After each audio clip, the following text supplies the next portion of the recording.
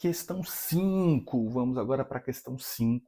Mas você não me esquece de ir ali na descrição e baixar o material de apoio se você está vendo esse vídeo pelo YouTube, beleza? Se você está dentro do curso, você já sabe aí que tem o PDF para poder baixar no material complementar.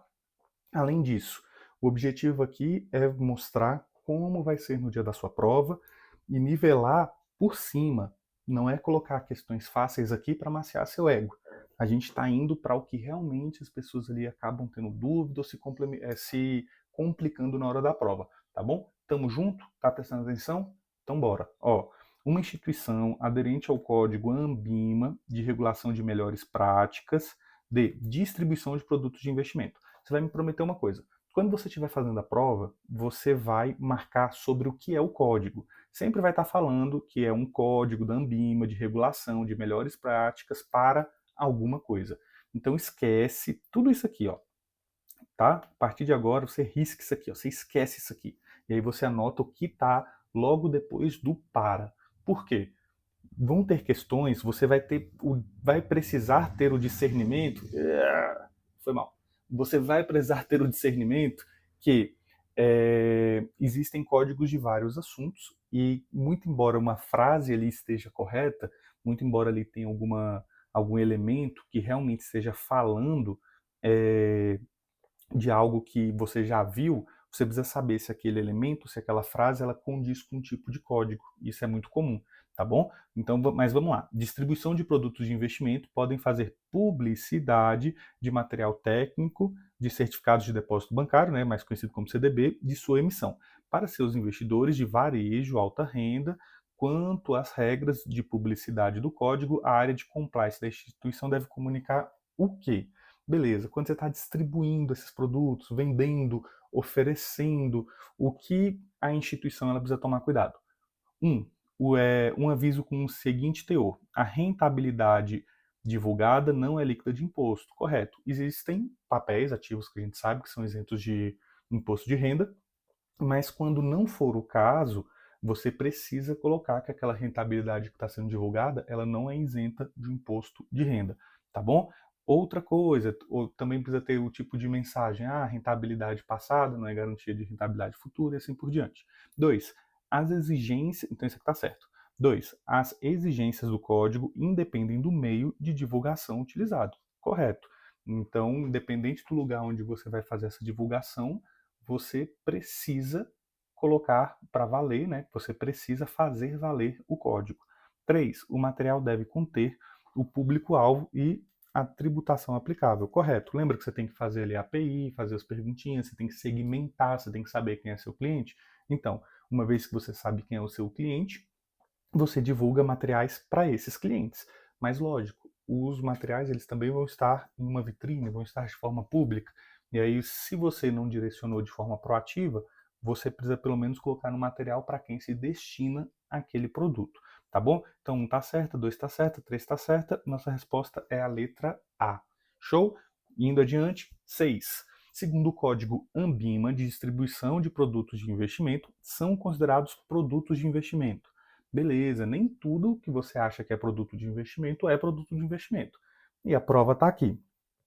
Caderneta de poupança. Ó, essa aqui é clássica, você não pode esquecer um negócio desse. O que acontece? Muito embora, quando você entrar no banco, se você não sabe, já vou te adiantar, se você já está no banco, você sabe do que eu estou falando, tem aquele cliente, seu João, seu Antônio, Sebastião, Dona Maria, que tem muito dinheiro na poupança e você fica louco na virada quando está ali precisando bater a meta, ligando para ele e tentando convencer ele de colocar o dinheiro da poupança para o CDB ou para o LCI e nunca deu certo, não dá certo e provavelmente ele vai continuar deixando o dinheiro lá na poupança porque ele acredita fielmente que a poupança é um investimento seguro, que é um investimento bom. Agora você sabe que além de não ser o melhor dos mundos, né, que ele não é considerado um investimento, um produto de investimento para Anbima. Veja bem, para Anbima, tá? É o código da Anbima que está falando, né, que não está considerando um produto de investimento. Então, poupança não é, título de capitalização não é, produto de previdência complementar também não é, No caso aqui está mais para um seguro, né? Quando a gente fala de previdência complementar. Então o único aqui que desses três seria as ações e os derivativos. Vamos torcer que tenha essa resposta aqui e... Eita, peraí. E, graças a Deus, tem essa resposta aqui. Então, letra B. Apenas as ações e, qual é o termo que ele usa? E seus derivativos são considerados investimentos naquele rolzinho ali, tá bom? Lembra que poupança não é, título de capitalização não é e nem previdência. Beleza? E boa sorte com as donas Marias, João, Sebastião e Antônio da sua agência. 7. Uma ONG. A gente vai falar aqui agora de... São considerados exemplos de indícios de crime de lavagem de dinheiro. Lembrar que indício é diferente de ser o crime propriamente dito. Quando você está diante de um indício, você tem que comunicar esse indício. Você não vai tomar nenhuma decisão ali precipitada, até porque você poderia ter algum outro tipo de prejuízo para sua instituição, até para a sua carreira, né? Mas a gente está falando de um indício, então o que tem que levantar ali é a atenção do gerente, do atendente, do caixa ou de quem for quando estiver lidando com dinheiro, com operações no dia a dia. Então, bora lá. Uma ONG recebe 4 créditos de uma casa noturna. Ó, já não sei, né? Não sei o que essa ONG está distribuindo aí para a galera, né? Mas já é suspeito. Sendo o primeiro de 1.000, o segundo de 2.000, o terceiro de 4.000 e o 4 de 2.000. Aqui já tem duas coisas suspeitas. Primeiro, porque uma casa noturna está fazendo crédito para uma ONG, mas por si só talvez fosse discutível se isso é um indício de lavagem de dinheiro, mas aí depois ele faz várias movimentações, tá? Poderia ser uma movimentação grande, mas no lugar de ser uma movimentação grande foram várias pequenas. No dia seguinte, esta ONG transfere estes R$ 9.000 para uma outra conta que possui. Então, provavelmente houve uma colocação, aqui agora vai ter uma ocultação e, enfim, e assim ocorre a lavagem de dinheiro. Então, aqui é sim um indício. 2. Um pai movimenta a conta de seu filho e efetua um depósito em espécie no valor de R$ 9.000. Ele movimenta essa conta, pois possui o pátrio poder. E através dessa conta, ele paga aluguel, luz e a escola do seu filho. Isso aqui é totalmente normal. R$ 9.000 tá barato demais esse menino, gente, tô brincando. Mas é isso, não tem indício. Então a nossa resposta fica sendo a letra A, tá bom? Então a partezinha de cima é sim um indício. Deixa eu ver aqui agora. Tá. 8. Segundo o princípio de conheça seu cliente da lei de lavagem de dinheiro, a instituição financeira deve manter os seus registros, as movimentações dos clientes por no mínimo quanto tempo? Quanto tempo você precisa manter? Beleza, vem comigo aqui. Quando você está falando conheça seu cliente, você precisa segmentar o seu cliente. Quanto mais você conhece com quem você está lidando, maior é a chance de você conseguir impedir, de você conseguir, enfim, travar ou chegar nos responsáveis. Por quê? Se você é um cliente de alta renda, você está acostumado a movimentar mensalmente 200, 300, 400 mil reais e você do nada faz um depósito de 50 mil, uma transferência de 90 mil, você está segmentado em um público que isso é normal, né? Então vai ter ali todos os seus dados e por que você pode ou é normal você fazer isso. Por outro lado, se você é um cliente de baixa renda e do nada você aplica R$ 1 milhão, vai sim levantar ali uma suspeita, porém vai ser só uma suspeita. Então o gerente ou quem for o caso vai entrar em contato, vai descobrir se é inventário, herança e assim por diante. Por que eu estou contando tudo isso? Porque você precisa segmentar. Você tem que olhar com critério para todo mundo, mas saber que esses critérios não afetam ali todo mundo da mesma maneira, porque nem sempre o que é muito para um é muito para o outro e vice-versa, tá bom? Então é isso. E referente a essas movimentações, referente a esses dados do cliente, quanto tempo a lei diz que a gente precisa manter? 10 anos, tá bom? 10 anos a contar do primeiro dia do ano seguinte ao encerramento da conta ou do término da operação, tá bom? Então, indo adiante. 9. Em um jantar de família, 9, tá, em um jantar de família, o diretor financeiro de uma empresa comentou com seu irmão, que é um grande investidor da Bolsa de Valores, que sua empresa irá fazer a aquisição de outra empresa que que tem capital aberto na B3. Após jantar, o irmão desse diretor, jantar ele não, pô.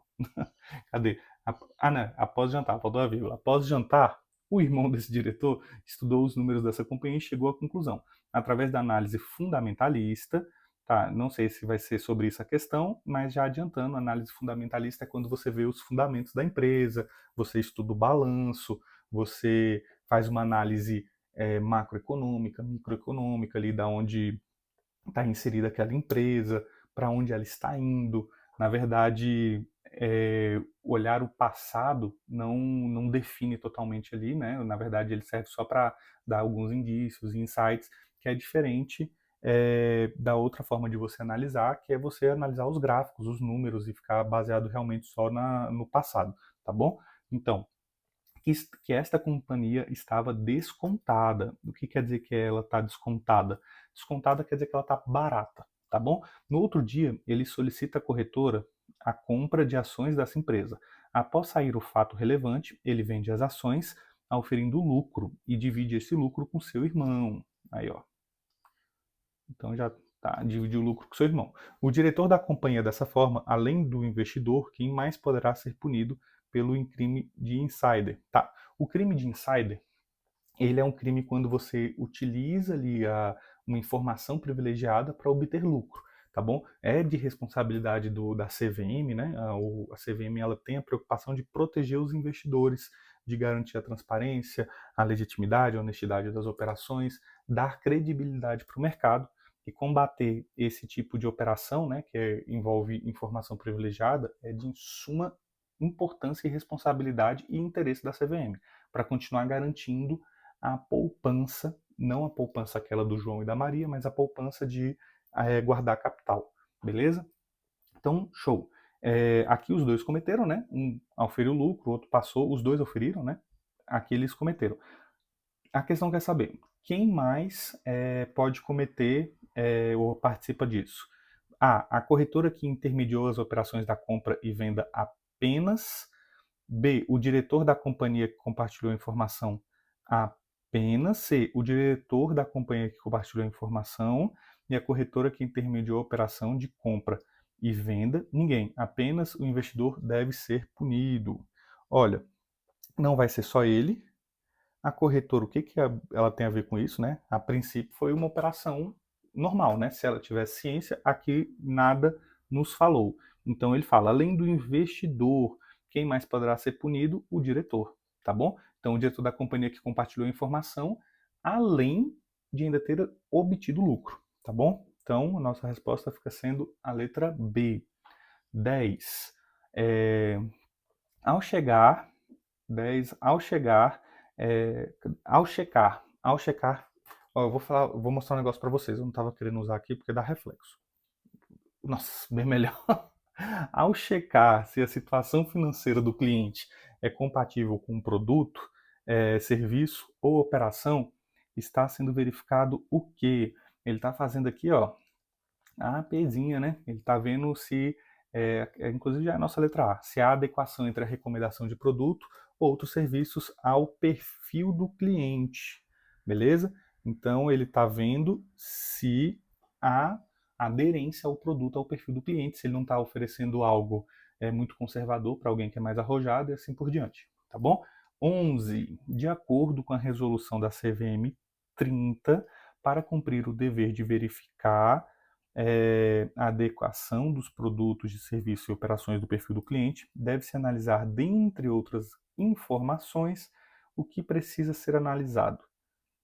Lá no curso, inclusive, tem uma aula, né, que eu converso com o diretor, né, que é o nosso colega, para quem é aluno já sabe do que eu estou falando, aonde eu faço algumas perguntas. Eu mesmo ali já abri uma corretora de alguns bancos e fui fazendo as perguntas para o diretor e explicando o porquê cada pergunta estava sendo feita.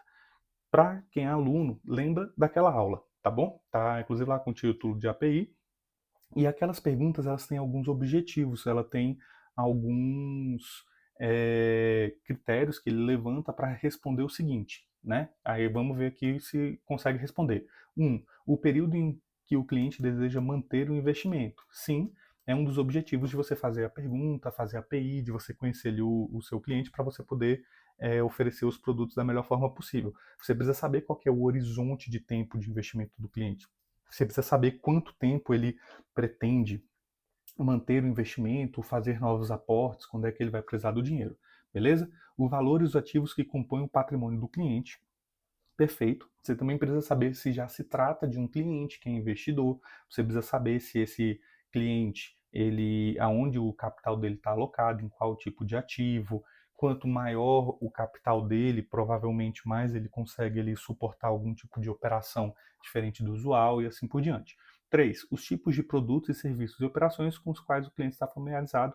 Né? Eu já até adiantei aqui na 2, tá bom? Então, a 1, a 2 e a 3 estão corretas. Você consegue, ou melhor, você quer responder esses exemplos aqui de pergunta quando você está falando de uma API, tá bom? Então, letra D. Então, vamos para 12. Sejam as seguintes afirmativas a respeito dos fatores de investimento ASG. O que é ASG? São investimentos ambientais, sociais e de governança, tá bom? Eles querem obter lucro, sim. Eles se preocupam com a rentabilidade, sim.